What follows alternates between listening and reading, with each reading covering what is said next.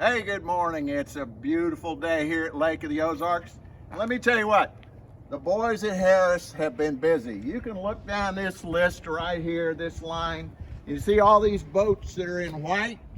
All these that are in white, those just came in. These are the new Sunliners, newly redesigned this year, and they are marvelous. They're coming with 300s, and they are killer boats. It's what everybody's been telling us they want. They've got the pillow top upholstery in it, that buttery feel that every lady loves to sit on. It's just beautiful. These come with 300 horsepower and they will move you down the lake. We just got them in, haven't had time to even rig them. So if you have questions on them, you call me, Bob McBride, also known as Bobby Fresh, and I'll give you the scoop on each and every one of them. And when you click through the pictures at the end, there's going to be a spec sheet for each one, tells you what we got right here. And we have many, many more on order.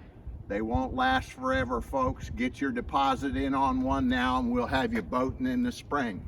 Once again, it's Bobby Fresh, also known as the Toon Man. So call me, 573-606-3212.